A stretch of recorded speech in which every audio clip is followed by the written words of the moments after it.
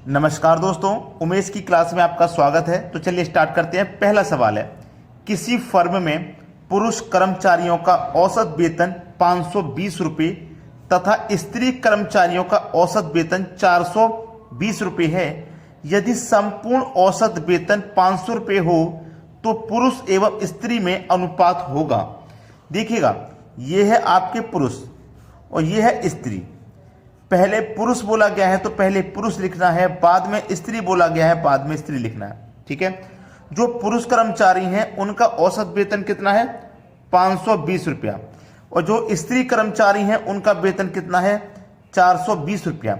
और दोनों का औसत वेतन कितना है? 500 रुपया। इसको बीच में लिख लीजिए। पुरुष और स्त्री का औसत वेतन कितना है? 520 रुपया। अब इसमें एलिगेशन मेथड आपको लगाना है। एलिगेशन मेथड में क्या करते हैं? दोनों का अंतर करते हैं। 500 और 420 का अंतर कितना आ जाएगा? 80। अब ऐसे क्रॉस अंतर करिए, 520 और 500 का अंतर कितना आ जाएगा? 20। अब हमसे पूछा है अनुपात, तो अनुपात में क्या करोगे? कटा लोगे आप। 20 से कम 20, 20 चौके 80, यानी कि 4:1 हो जाएगा। ठीक है, 4:1। अब 4:1 हो गया, लेकिन 4:1 हमने छोटा किया है, जबकि छोटा करने से पहले हमने आंसर को देखा तो ये 80:20 यानी कि 80:20 ही आएगा। काट के छोटा नहीं करना है। ठीक है, 80:20 यही हमारा आंसर है। 80:20। अगर 80:20 नहीं होता तो 4:1 होता, लेकिन हमारा आंसर तो यहीं पे दिया गया है। काटने की जरूरत नहीं है, छोटा करने की जरूरत नहीं है। चलिए अब देखते हैं अगला सवाल। अगला सवाल है, एक गांव में प्रति वर्ष 10% बच्चों की वृद्धि होती है। यदि वर्ष 2003 में बच्चों की संख्या 2000 हो तो वर्ष 2006 में बच्चों की संख्या कितनी होगी? देखिएगा, सन 2000 में नहीं, बच्चों की संख्या 2000 है। जो बच्चों की संख्या है ना वो 2000 है। ठीक है। वृद्धि कितने की होती है? 10% की। याद रखना, जब वृद्धि होती है तो 100 में जोड़ के लिखते हैं। 10% की वृद्धि, 10% की वृद्धि है, 100 में 10 जोड़ेंगे 110%। का मतलब होता है बटे में 100। अब ये एक साल में हो रही है ना 10% की वृद्धि। अब उसने क्या बोला है, ध्यान देना, उसने क्या बोला है?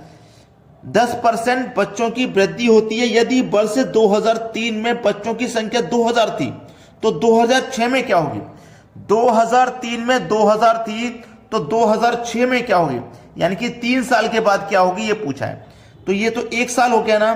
दूसरे साल में भी क्या होगा? 10% की वृद्धि होगी तो 110 बटे में 100। फिर तीसरे साल में भी 10% की वृद्धि होगी तो 110 बटे में 100। अब इसको सरल कर लेना है आपको। देखिए, 2 जीरो से मैं आपके ये 2 जीरो कटा दूंगा, फिर 2 जीरो से आपके ये वाले 2 जीरो कटा दूंगा, और ये 2 जीरो से आपके ये 2 जीरो कट गए। अब 11 मल्टीप्लाई 11 मतलब 11 का क्यूब। 11 का क्यूब होता है 1331, और मल्टीप्लाई में कितना है? 2। ठीक है, ये है 2 एकम 2, 2 तिया 6, 2 तिया 6, 2 एकम 2, 2662 आपका आंसर आ जाएगा, जो कि सी ऑप्शन में दिया गया है। ये आपके सवाल का बिल्कुल सही जवाब है। अब देखते हैं अगला प्रश्न।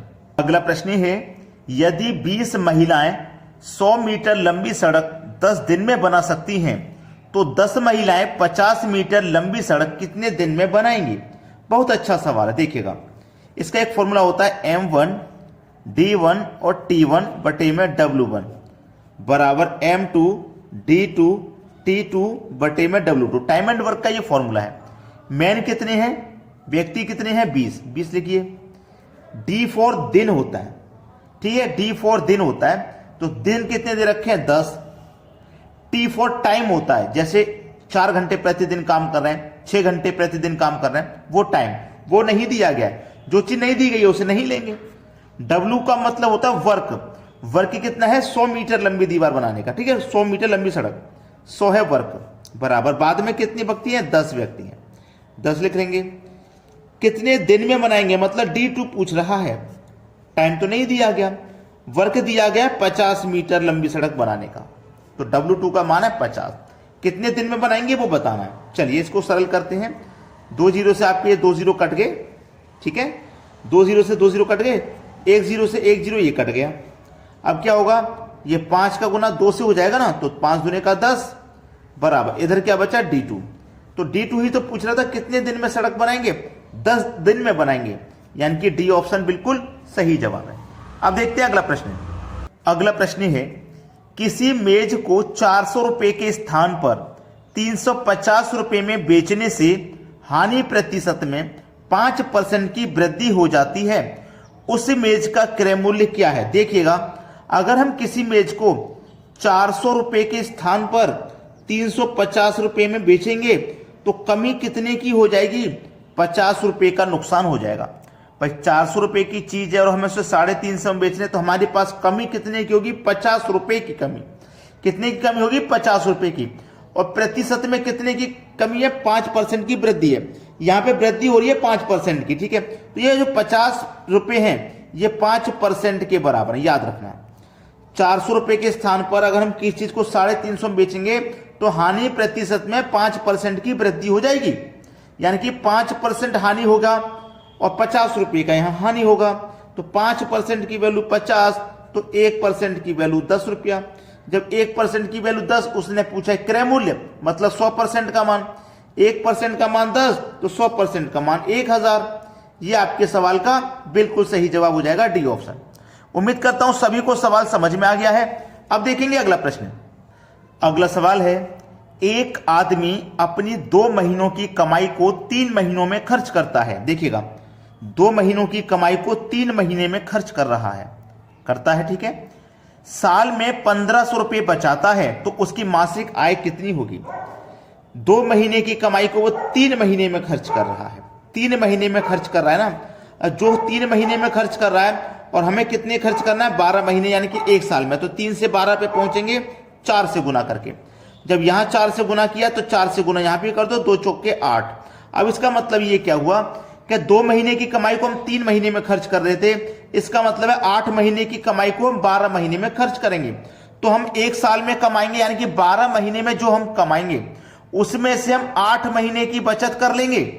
भाई देखो, समझना बात को, 2 महीने की कमाई को 3 महीने में खर्च कर रहे हैं, तो 8 महीने की कमाई को हम 12 महीने में खर्च करेंगे। तो हमने जो 12 महीने में कमाया उसमें से जो 8 महीने से ही जो 8 महीने का पैसा है उसी में से हमने 12 महीने का खर्चा चला लिया, तो हमारे पास जो बचत होगी वो 4 महीने की होगी। और रुपए में जो बचत दी गई है वो 1500 रुपए की बचत दी गई है। तो 4 बराबर 1500, तो 1 बराबर कितना? 1500 बट्टे 4। तो 4 से डिवाइड करो, कितनी बार जाएगा? 375 बार में जाएगा। ये 375 आपको डी ऑप्शन में दिया गया है, ये हो जाएगा सवाल का सही जवाब। अब देखते हैं अगला प्रश्न। अगला सवाल है, यदि 2 संख्याओं का गुणनफल 1452 है और पहली संख्या दूसरी संख्या का 1/3 है, तो पहली संख्या क्या है? देखिए, कोई 2 संख्या है, कोई 2 संख्या है, ये पहली संख्या और ये दूसरी संख्या, दोनों का गुणनफल 1452 है, ये कहा गया है। और बोला गया है पहली संख्या दूसरी संख्या का 1/3 है।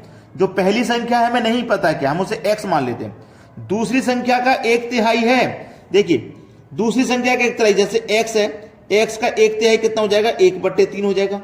तो 3 का गुना x से करूंगा तो ये 3x हो जाएगा कि नहीं हो जाएगा? 3x हो जाएगा। अब यहां पे पहली संख्या x और दूसरी संख्या 3x बराबर कितना? 1452 है ये, ठीक है, 1452 है। अब देखिएगा, याद रखना, बहुत अच्छा सवाल है ये। तो यहां पे क्या होगा? 3x का गुना ही तो है बीच में, 3x का गुना x से होगा तो ये 3x² हो जाएगा बराबर 1452। अब x² बराबर 1452, ये मल्टीप्लाई में 3 है, कहां जाएगा? बटे में 3 आ जाएगा। 3 से कटा दो इसको तो 484 बार में कट जाएगा। तो x² बराबर 484। अब देखो इधर लिखते हैं, x² बराबर 484, x बराबर 484। जब यहां से स्क्वायर हटेगा तो इधर आएगा ना बराबर के इधर, तो इसके ऊपर स्क्वायर रूट का साइन लगेगा। तो 484 का आप स्क्वायर रूट करोगे तो कितना मिलेगा? 22 मिलेगा। 22 आपके सवाल का सही जवाब हो जाएगा, डी ऑप्शन। तो सभी बच्चों को वीडियो लाइक जरूर कर देना है। ठीक है दोस्तों, धन्यवाद।